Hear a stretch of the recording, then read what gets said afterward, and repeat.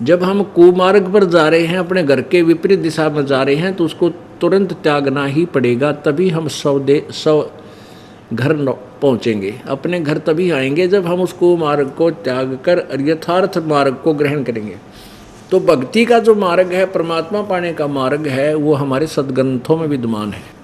प्रसंग चल रहा है कि हम लाल और लालड़ी की पहचान करने योग्य हो जाएं, तो फिर हम मार नहीं खाएंगे अपने व्यवसाय में। इसलिए ये दास आपको रह रह कर सदग्रंथों के रूबरू कर रहा है। आज सभी समाज शिक्षित है, चाहे बूढ़े हो गए हुए भी शिक्षित है, क्योंकि हमारी उम्र के सारे पढ़े लिखे हैं और बेशक बूढ़े हो गए, पर नज़र इसी कसूती गाड़े ही सदग्रंथों के ऊपर, क्योंकि हमने भगवान की चाह थी और सदग्रंथों को पढ़ने का हमारा की उमंग थी, लेकिन हम समझे नहीं पाया करते इसमें लिख के रखा है, इसलिए थोड़े 10-5 प्रश्न पढ़ दिया करते, फिर रख देते ठाक है। तो अब इस दास को परमात्मा कबीर देव जी ने, गुरुदेव जी ने एक धार्मिक टीचर बना दिया, आध्यात्मिक गुरु। और टीचर का ये प्रथम कर्तव्य होता है कि वो सिलेबस अनुसार ही साधना कराए, ज्ञान प्रचार करे।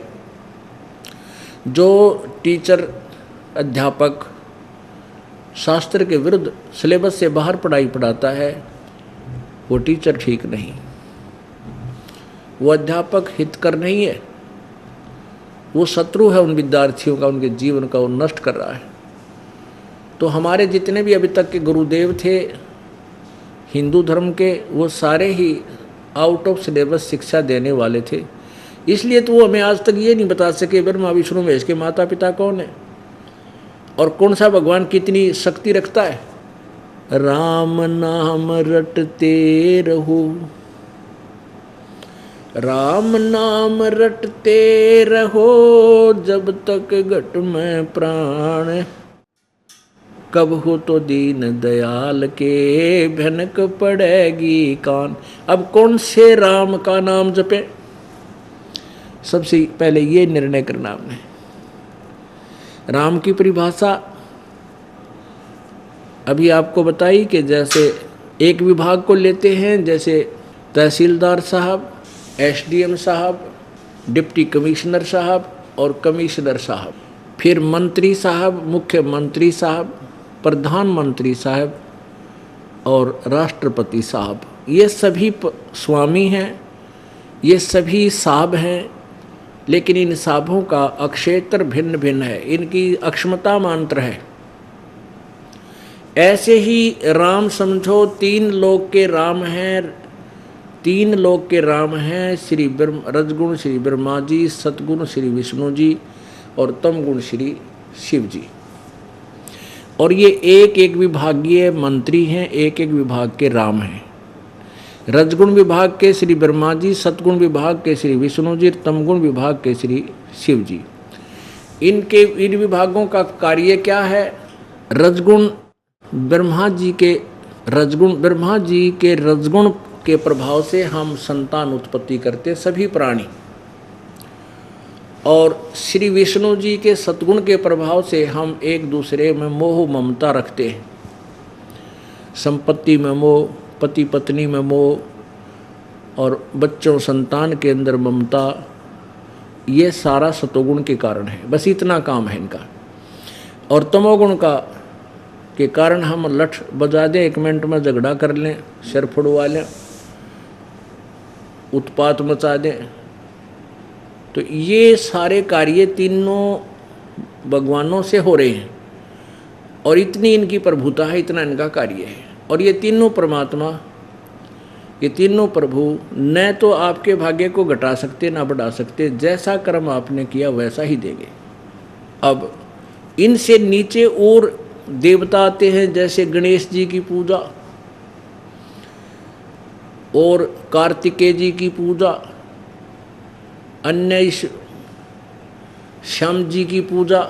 बताइए, ये पूजाएं तो बिल्कुल ही हमारे इतिहास में नहीं है, सदग्रंथों के अंदर पूजा के लिए नहीं कहा। सदग्रंथ मीन चारों वेद और पवित्र गीता जी, पवित्र चारों वेद, पवित्र गीता जी और पवित्र 5वां वेद जो है सूक्ष्म वेद, उसके विषय में तो कोई जानता ही नहीं, उसका भी अभी परमेश्वर की कृपा से इस दास ने ही प्रकाश किया है। तो ये हमारे सद्ग्रंथ हैं जो भक्ति यानी साधना करने और कराने के,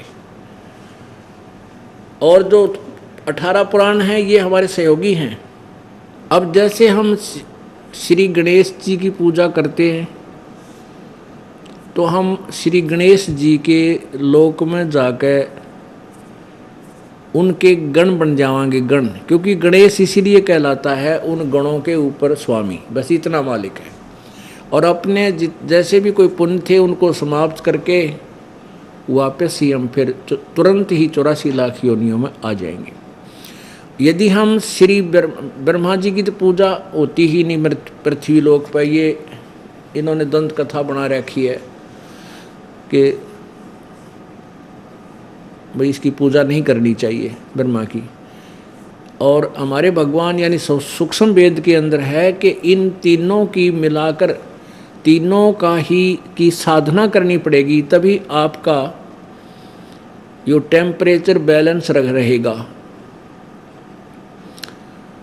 लेकिन हम इनकी पूजा नहीं साधना करेंगे। पूजा और साधना का कैसे अंतर है ये थोड़ा सा समझना पड़ेगा। हम इनका सत्कार करते हैं, पूजा नहीं करते इन भगवानों की। जैसे एक पति भर्ता स्त्री होती है, वो पूजा तो अपने पति की करती है, उसके प्रति उसका पूरा समर्पण भाव होता है। और जब तक वो सहपरिवार में रहती है, जॉइंट फैमिली में रहती है तब तक, और बाद में भी अलग हो जाती है तो भी यथोचित सत्कार देती है। सासू को सास को माँ के तुल्य, ससुर को पिता के तुल्य, और जेठ को बड़े भाई के तुल्य, बाप के तुल्य, और देवर को अपने छोटे भाई की तरह, और ननंद को अपनी बहनों की तरह। तो वो एक विशेष उनके प्रति भी, ऐसे देवर के प्रति भी, उनका देवरानियों के प्रति भी, तो वो उन सब का सत्कार करती है और बहुत ही आदर और शिष्टाचार से उनको पेश आती है। लेकिन वो पूजा अपने पति की करती है। जब वो भिन्न होती है, अलग हो जाती है, न्यारी हो जाती है, तो अपना जो हिस्से का सामान आया है एक एक चम्मच तक उठा कर रख लेगी, एक नहीं छोड़ा उनमें, अपने पति के साथ चली जाती है। क्योंकि उसका वास्तविक लगाव अपने पति से ही था और उसको पता था मेरा इसी से संबंध है, इनसे तो अस्थायी संबंध है। तो ऐसे ही पुण्यात्माओं, जैसे हम साधना जो करेंगे, हम आपको सबसे पहले गणेश जी, ब्रह्मा जी, विष्णु जी, शिव जी, दुर्गा जी और ब्रह्म जी, इन सब की पूजाएं साजली देंगे। और साधनाएं, पूजा नहीं देंगे, साधनाएं देंगे। साधना का ऐसा समझो कि मजदूरी समझो। एक जैसे हमने किसी से कर्जा ले रखा है और मजदूरी करके उसके कर्जे को देना है, इसका नाम साधना होता है। और पूजा का अर्थ है कि जिसके लिए हम मजदूरी कर रहे हैं, हमने इससे यहाँ कर्जे से मुक्त होकर के कहाँ जाना है। पूजा हम उस परम पिता की करेंगे जिसके पास हमने जाने के लिए ये सारा कुछ करना पड़ रहा है। तो ये साधना है, ये मजदूरी है। तो हम सबसे पहले आपको इन भगवानों की साधना देंगे जिससे आप इनके द्वारा लिए हुए कर्जे से मुक्त हो जाओगे। क्योंकि हम विदेश में रह रहे हैं, हमारा देश नहीं है ये, और यहाँ हम जब तक रहेंगे, व्यापार बिजनेस करेंगे, धनी होंगे, तभी तो यहाँ से बाहर जाने का किराया भी कोई नहीं हमारे पास। तो वो यहाँ का कर्जा उतारेंगे, रास्ते का किराया लेंगे, तब हम स्वदेश पहुँचेंगे। तो उसके लिए जैसे आप कहीं विदेश गए हो और वहाँ आपने कोई फैक्ट्री वगैरह ला रखी है, तो उसमें आपका साधना ठीक ना होने, आपकी व्यवसाय ठीक ना चलने से, तो आपका जो टेलीफोन कनेक्शन कट गया, बिजली कनेक्शन कट गया, पानी का कनेक्शन कट गया, पानी का, जल का, तो आप सभी सुविधाओं से वंचित हो गए। अब वो स्थिति आप जी की हो चुकी है कि आप इस काल के लोक में आके और शास्त्र विरुद्ध साधना करके इतने निर्धन हो गए हो कि आपकी सब सुविधाएं बंद हो चुकी हैं, और आपके पिछले संस्कार थे वो सतयुग त्रेता द्वापर में आपने खराब कर दिए। अब कलयुग में प्रत्येक व्यक्ति के ऊपर विशेष आपदाएं हैं, और सभी परमात्मा से इनका समाधान के लिए भी कोशिश करते हैं, पर कोई लाभ नहीं हो रहा। तो पहले क्या होगा कि आपको ये ब्रह्मा विष्णु महेश से जो तुम्हें सुविधाएं मिलनी थी, इनका ऋण, इनकी टैक्स ना देने से, इनका बिल ना भरने से इन्होंने अपनी सुविधाएं बंद कर दी तुम्हारी सारी, क्योंकि ये नहीं दे सकते आपको। मासा घटे न तिल बधे, विदना लिखे जो लेख, सच्चा सतगुरु मेट कर ऊपर मारे मेख। तो ये भगवान ना तो आपके किसी संस्कार को कम कर सकते ना ज्यादा कर सकते। केवल पूर्ण परमात्मा सतपुरुष कबीर जी वही आपके संस्कारों में परिवर्तन कर सकता है, आपके पाप कर्मों का नाश कर सकता है, और आपको अपने कोटे से भी सुविधा दे सकता है।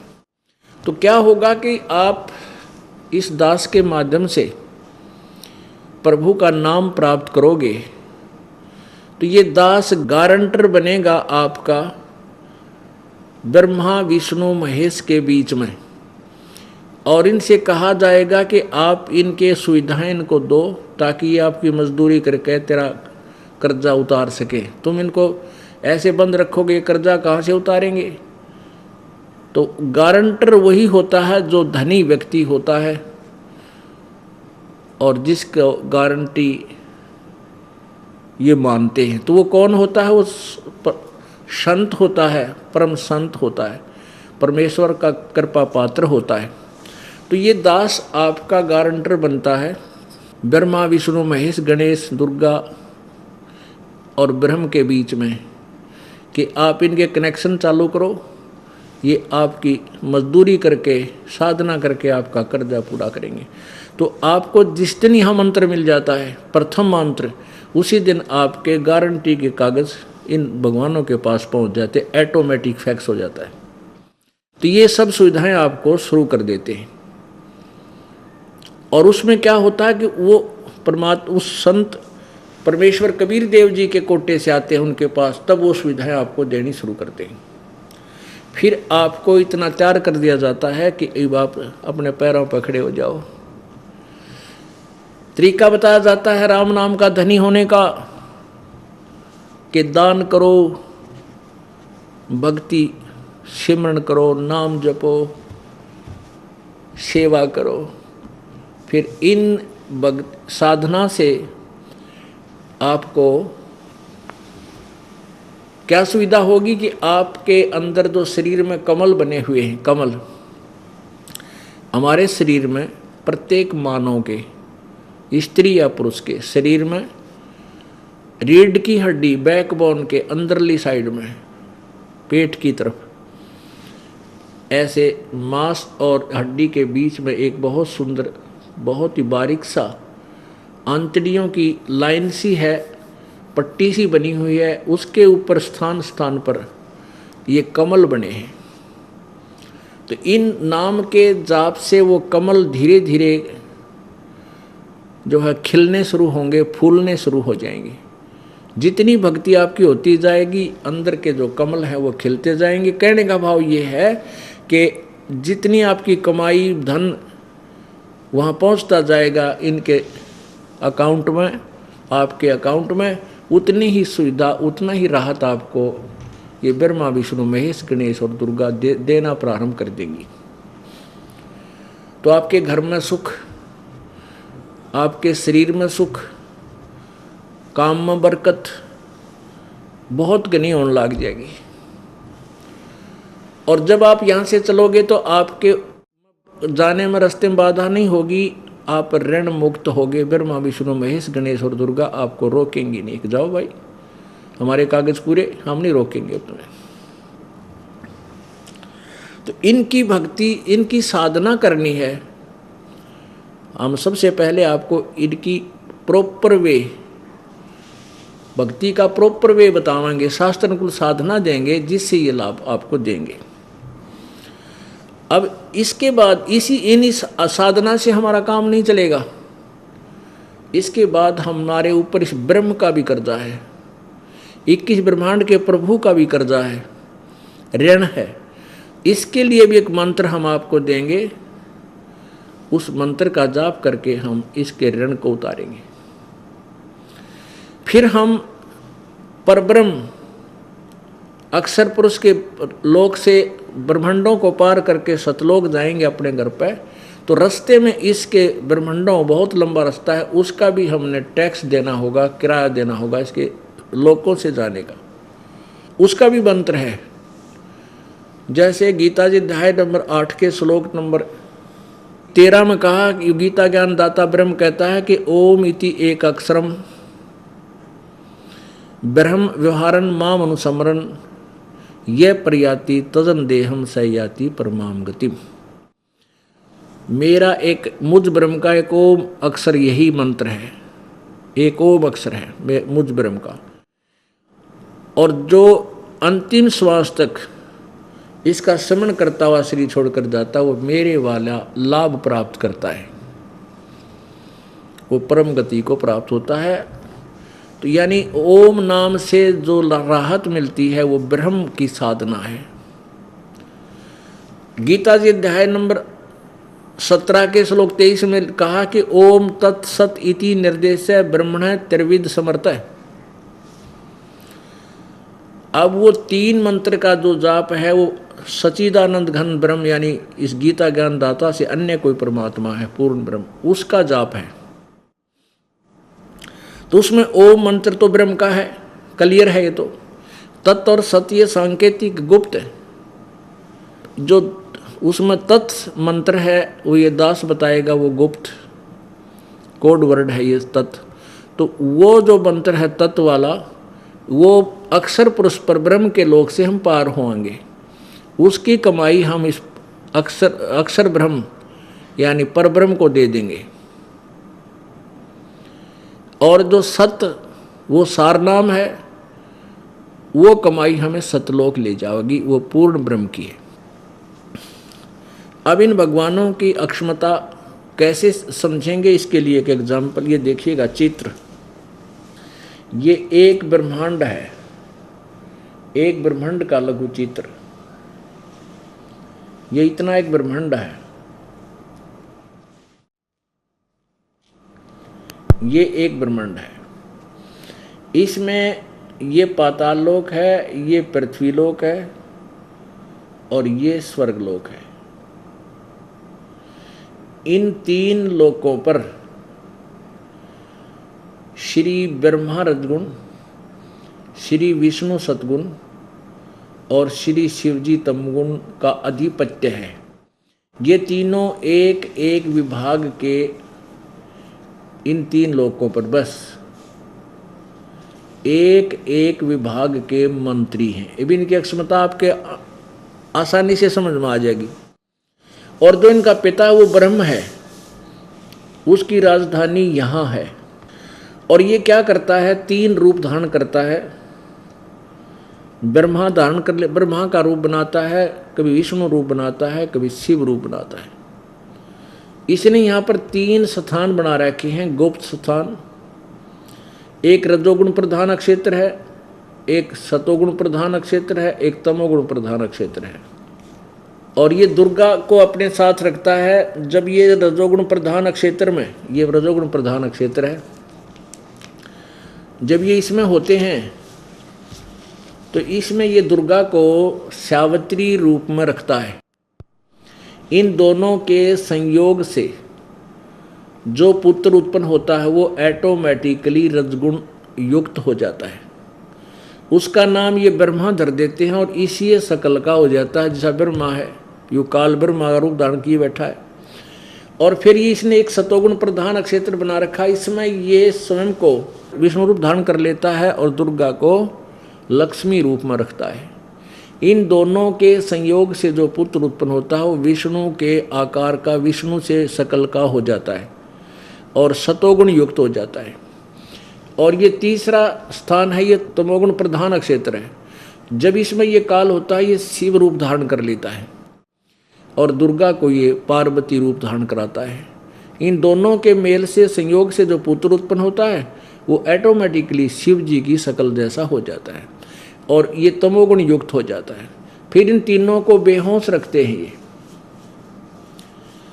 इन तीनों पुत्रों को जब तक ये युवा नहीं होते तब तक इनको अचेत रखते और परवरिश जारी रखते हैं, और जब ये जवान हो जाते हैं तो इनको सचेत करके इन तीनों का शादी कर देते हैं। यही दुर्गा अपने 3 रूप धारण और करती है, सावित्री, लक्ष्मी और पार्वती की, और इनकी शादी कर देती है।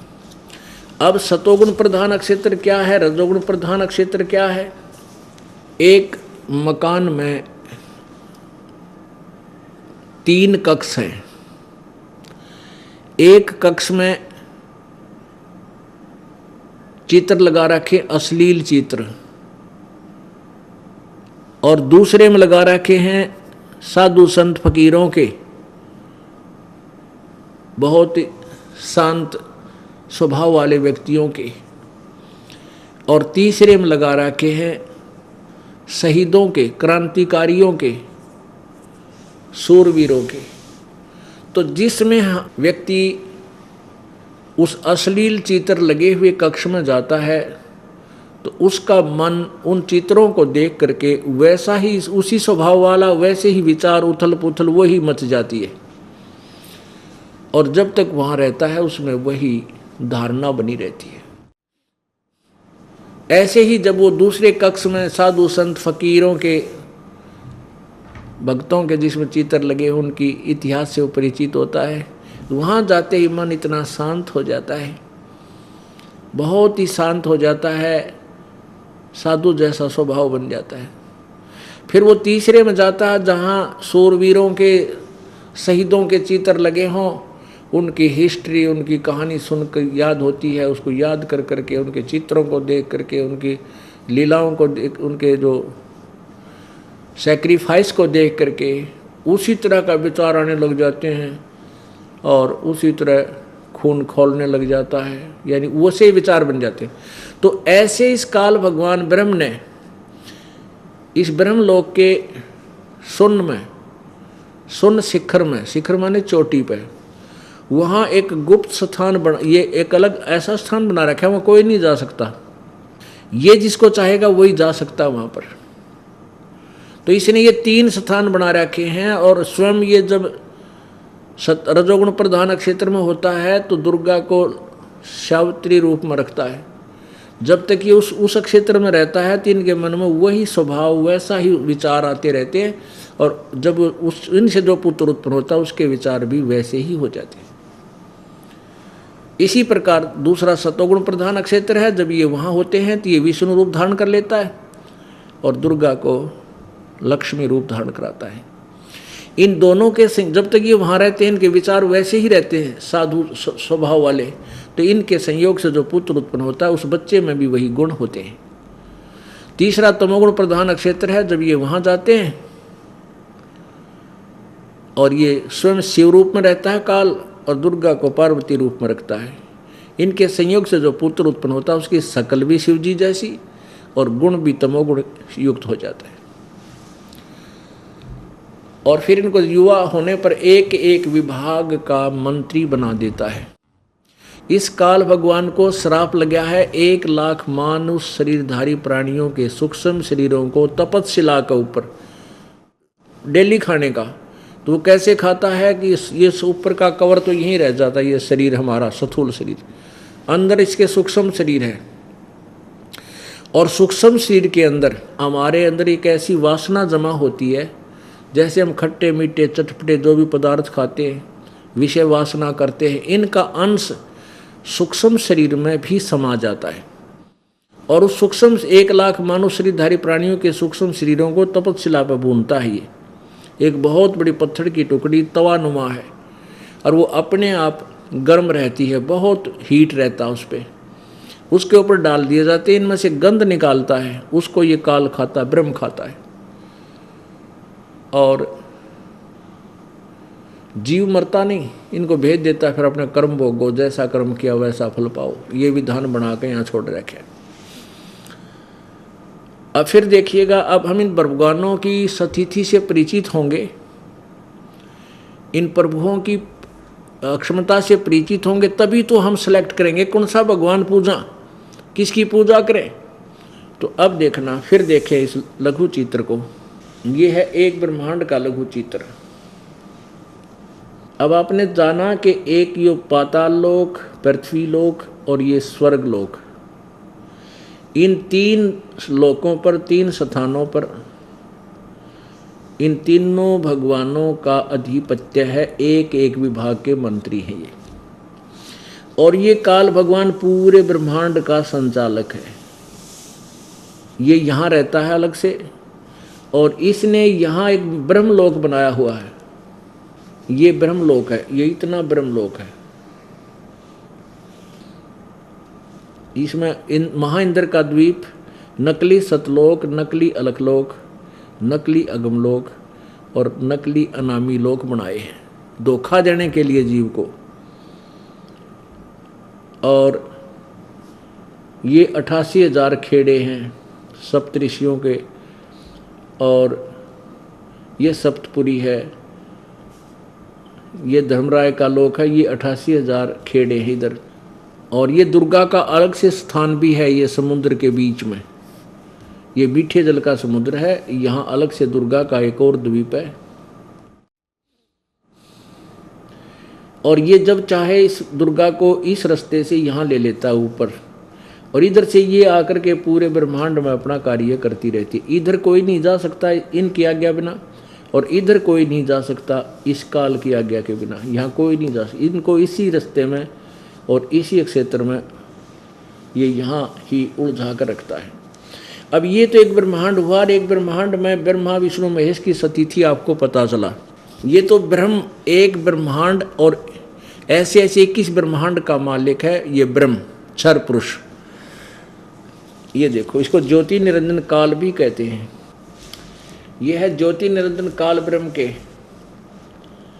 21 ब्रह्मांड का लघु चित्र। ये देखो, अब ये 21 ब्रह्मांड आ गए। ये 21 ब्रह्मांड है काल भगवान के।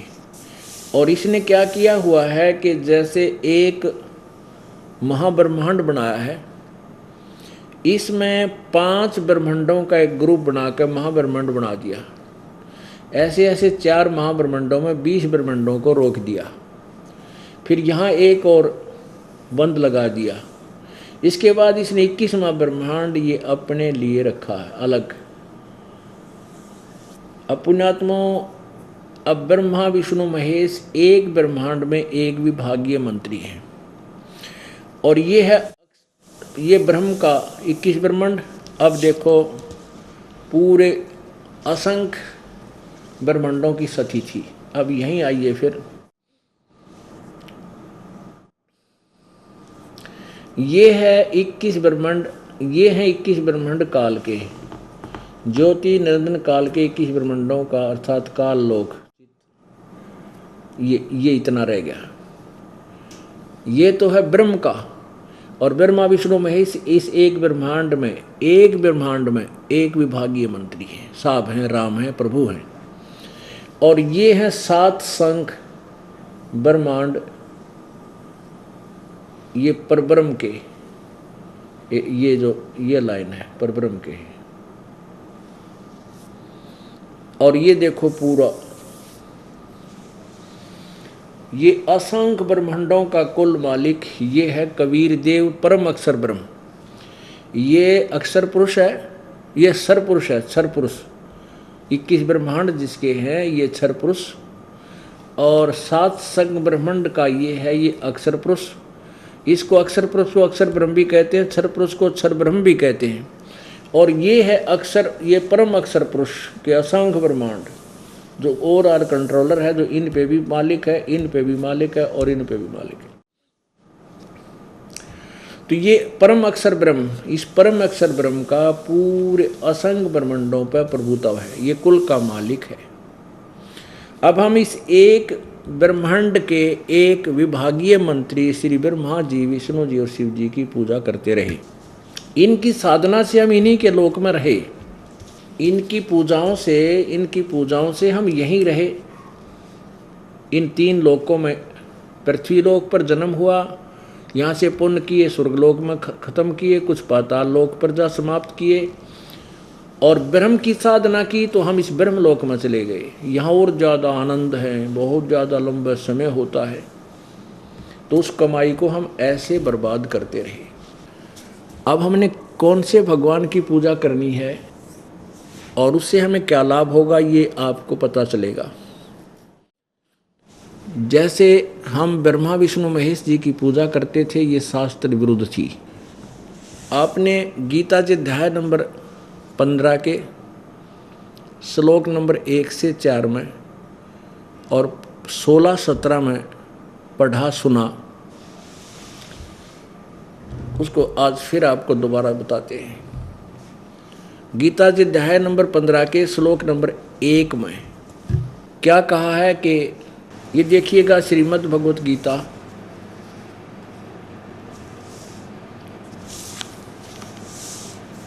अथ पंचदशो अध्याय, इसमें क्या कहा है कि ऊर्ध्व मूलम अधः शाखम अश्वत्थम प्राहु अव्यम छंदासी यस्य पर्णानि ये तम वेद स वेदवित्। इसका क्या अर्थ है कि ऊपर को मूल वाला, ऊपर को जड़ वाला और नीचे को तीनों गुण रूपी शाखा वाला। पहले चित्र देखें, आसानी से समझ में आएगा। पवित्र गीता जी का ये 15वां अध्याय। ऊपर को जड़ वाला और नीचे को तीनों गुण रूपी शाखा वाला।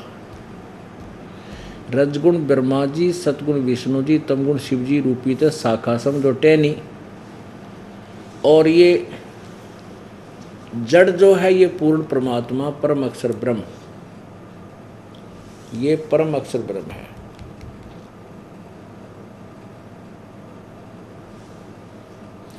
ये पूर्ण ब्रह्म परमेश्वर है। अब पौधे को तने, वृक्ष को तने से आहार जड़ से आहार चलता है तना में, तना से डार में, डार से फिर शाखाओं में आता है, और फिर आगे ये संसार पात रूपी संसार है जो इन पर आश्रित है, टहनियों पर। और इसका अर्थ ये है गीता जी अध्याय नंबर 15 के श्लोक नंबर 1 का कि ऊपर को जड़ वाला, अधः शाखम नीचे को शाखा वाला, ये संसार रूपी पीपल का अविनाशी वृक्ष कहा है। और जो इसके सभी, जो व्यक्ति, जो संत इस संसार रूपी वृक्ष के सभी छंदों को, विभागों को पत्तों सहित जानता है, स वेदवित्, वो वेद के तात्पर्य को जानने वाला है, अर्थात वो तत्वदर्शी संत है। तत्वदर्शी संत की पहचान बताई है इसमें, ये देखिए। तो वो तत्वदर्शी संत कौन थे? परमेश्वर कबीर जी स्वयं आए थे, उन्होंने ये भेद बताया था। अक्षर पुरुष एक पेड़ है, निरंजन वा की डार, और तीनों देवा शाखा हैं, ये पात रूप संसार। हे भगवान, एक का दो में, और 15वां अध्याय समझा दिया सारा। एक ही मंत्र में सूक्ष्म वेद का मंत्र है ये, कबीर जी की वाणी का, परम अक्षर ब्रह्म की वाणी का। ऊर्ध्व मूलम अधः शाखम अश्वत्थम प्राहु अव्यम छंदासी यस्य पर्णानि ये तम वेद स वेदवित्। अब देखिएगा इनका अनुवाद। 15वें अध्याय का प्रथम मंत्र अनुवाद किया है आदि पुरुष परमेश्वर मूल वाले। अर्थात इनका कहने का भाव ये है कि जो जड़ है उस संसार रूपी वृक्ष की, वो आदि पुरुष परमेश्वर यानी परम अक्षर ब्रह्म है। ये अनुवाद इन्होंने सही किया है। आदि पुरुष परमेश्वर मूल वाले, ये मूल रूपी जो है, मूल जो है ये पूर्ण परमात्मा है, और आगे आगे का ज्ञान नहीं दिया गीता ज्ञानदाता ने, उसको पता नहीं। आदि पुरुष परमेश्वर मूल वाले, अधः शाखम ब्रह्मा रूप मुख्य शाखा वाले नहीं, ये अनुवाद गलत है। ये देखिएगा दूसरे अध्याय दूसरे श्लोक में इन्होंने अधः माने क्या किया, अधः माने नीचे, अधः माने नीचे। तो हम यहाँ इसको ठीक करेंगे, अधः शाखम ऊर्ध्व मूलम ऊपर को शाखा वाला और नीचे को ऊपर को जड़ वाला, नीचे को शाखा, अधः शाखम नीचे को शाखा वाले। इस संसार रूपी पीपल के वृक्ष को अविनाशी कहते हैं।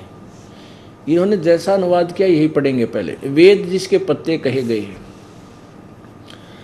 उस संसार रूप वृक्ष को जो पुरुष मूल सहित तत्व से जानता है वह वेद के तात्पर्य को जानने वाला, अर्थात वह मूल सहित और पत्तों सहित जानता है, अब प्रत्येक विभाग को जानता है, मूल सहित ही, मूल सहित में सबको जानता है, तो वो तत्व से जानता, वह वेद के तात्पर्य को जानने वाला, अर्थात वह तत्वदर्शी संत है।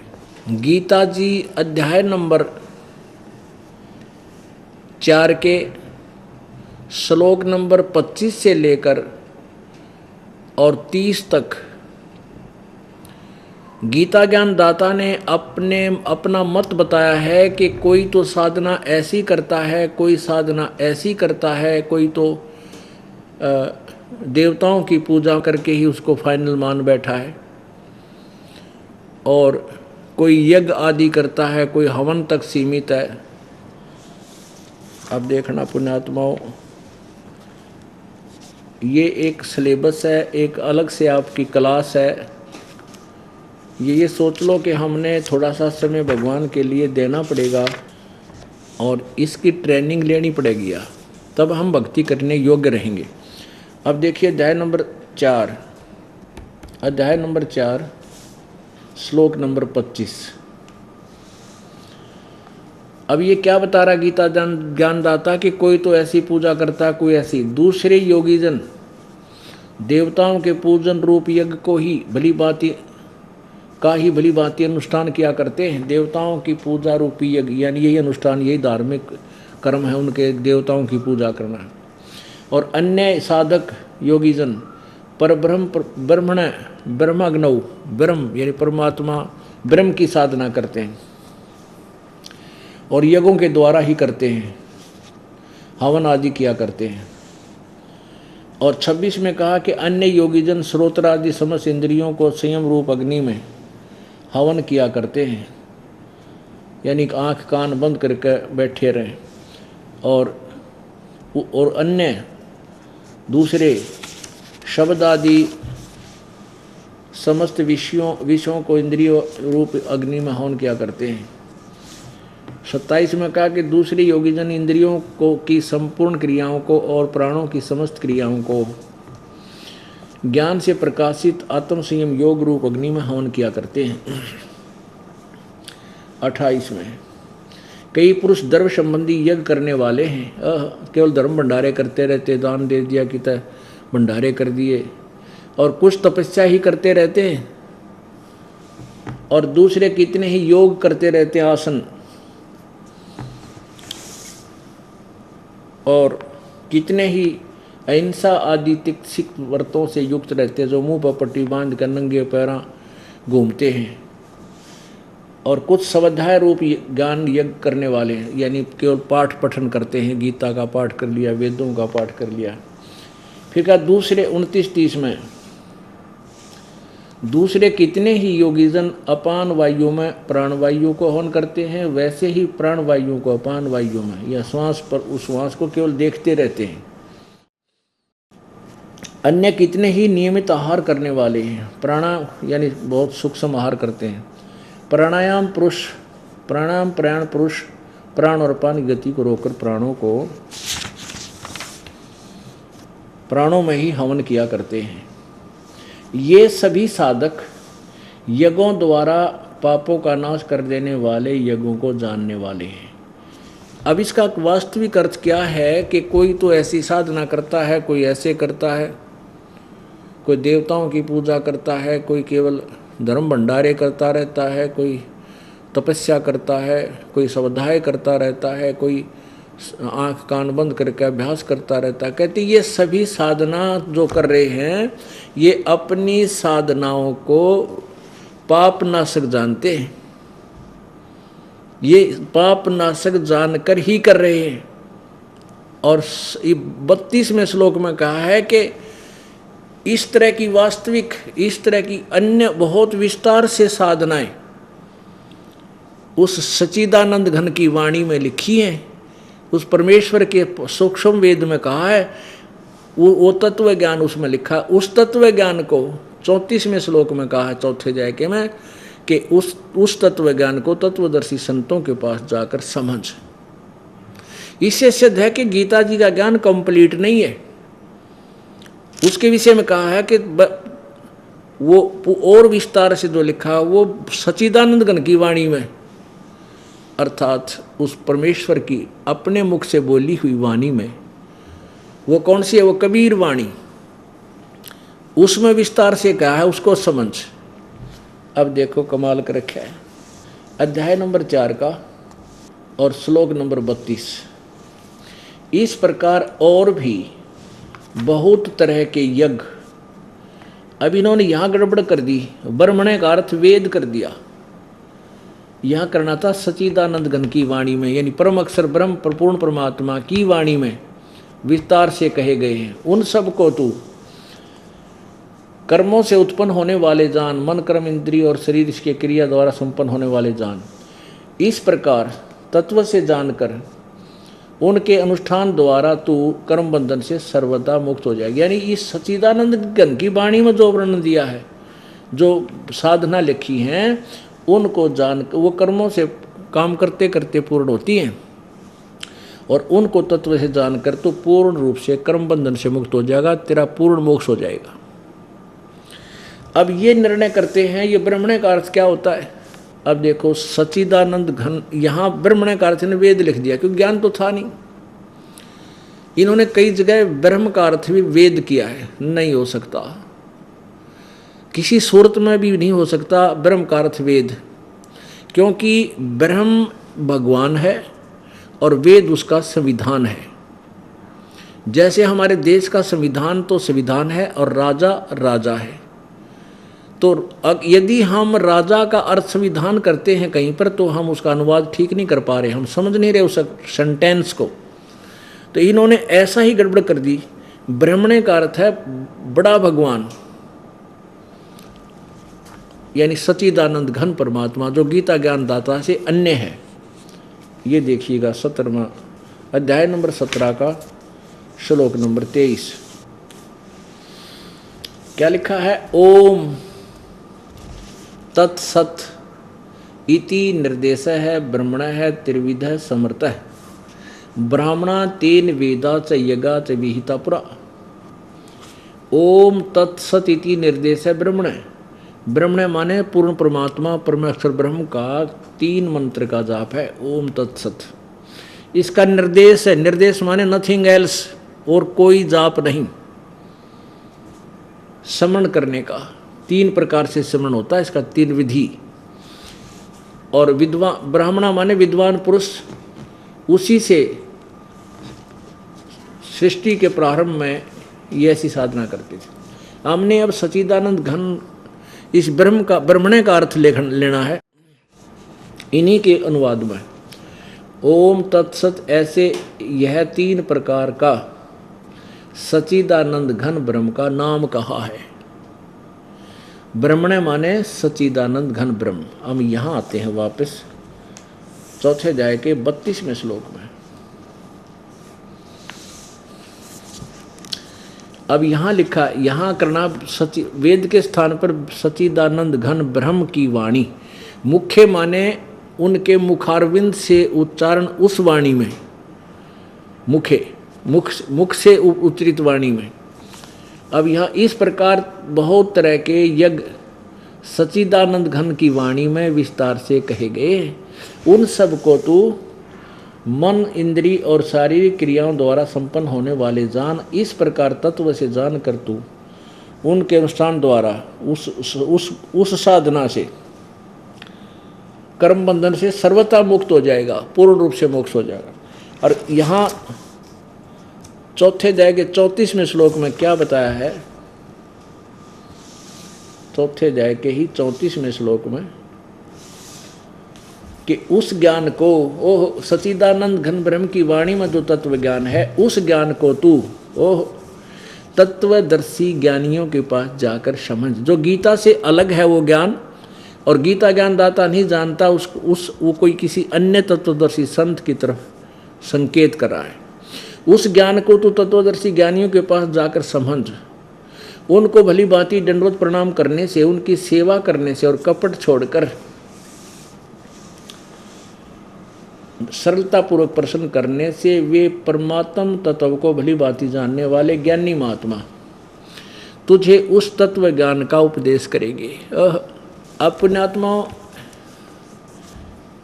दो कंसेप्ट क्लियर हो गए। एक तो ये है कि गीता जी में जो ज्ञान दिया है वो कंप्लीट नहीं है, और जो सच्चिदानंद घन ब्रह्म की वाणी के बारे में जो जानता है वो तत्वदर्शी संत है। और सच्चिदानंद घन ब्रह्म की वाणी यानी पांचवा वेद, वो परमेश्वर की वाणी, कबीर वाणी में जो ज्ञान लिखा है वो पूर्ण मोक्षदायक है। अब वो तत्वदर्शी संत होगा कैसा, वो 15वें अध्याय के प्रथम श्लोक में बता, उसकी पहचान बता दी कि जो उल्टा लटके हुए संसार रूपी वृक्ष के जड़ते लेकर और तना, डार और शाखाओं तक बता देगा। सवेदवित वो तत्वदर्शी संत है, वह वेद के तात्पर्य को जानने वाला है। अब इस गीता ज्ञान दाता ने केवल संकेत किया है कि ऊपर तो जड़ है और नीचे को तीनों गुण रूपी शाखा, ये संकेत अवश्य कर दिया, बीच का कोई वर्णन नहीं। वो ये दास बताएगा, जो कबीर, जो परमेश्वर ने अपनी वाणी में पहले ही बोला हुआ, वही दास आपको सुनाएगा। ये देखिएगा श्रीमद् भगवत गीता, और इसके हम 15वें अध्याय में फिर आते हैं।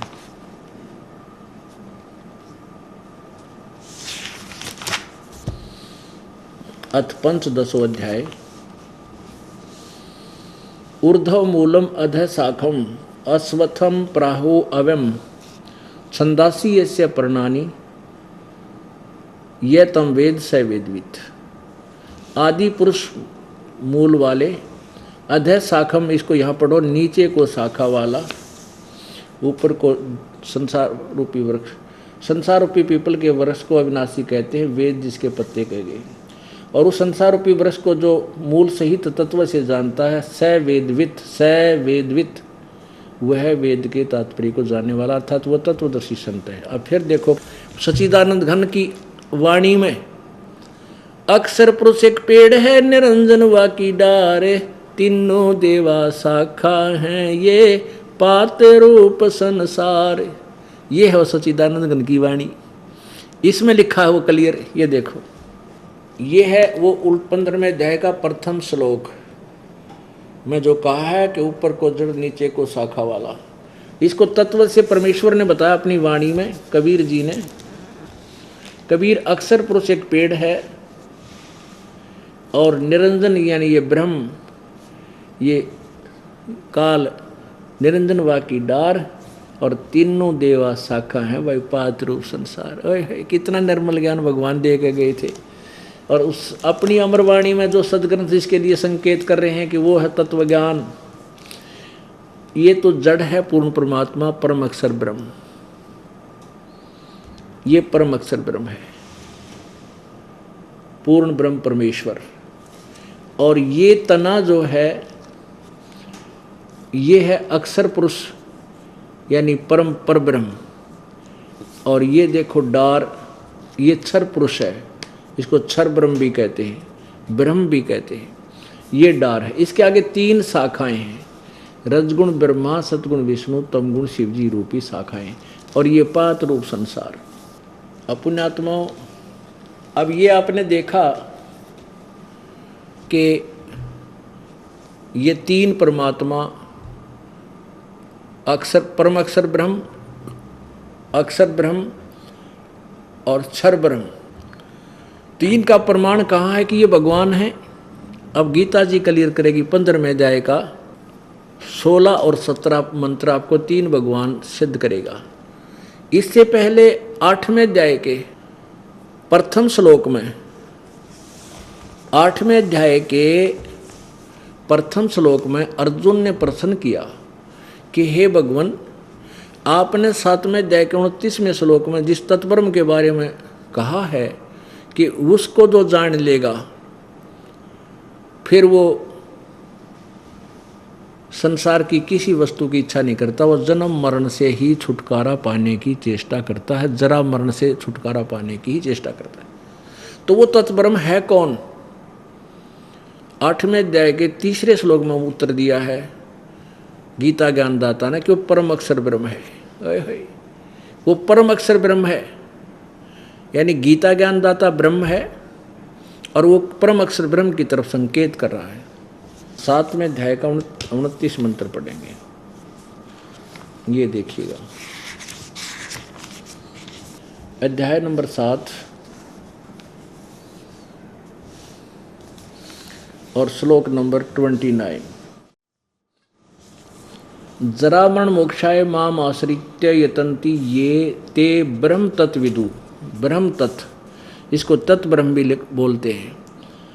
कृत्सनम अध्यात्मम कर्म च अखिलम, इसका यहाँ अनुवाद किया है इन्होंने। जो मेरे शरण होकर, गीता ज्ञानदाता का, जरा और मन से छूटने के लिए यत्न करते हैं, वे तत् ब्रह्म, वे इस तत् ब्रह्म यानी तत् ब्रह्म, उस ब्रह्म को, तत् ब्रह्म, ब्रह्म तत् ब्रह्म, उस ब्रह्म को, संपूर्ण अध्यात्म को तथा संपूर्ण कर्मों को जानते हैं।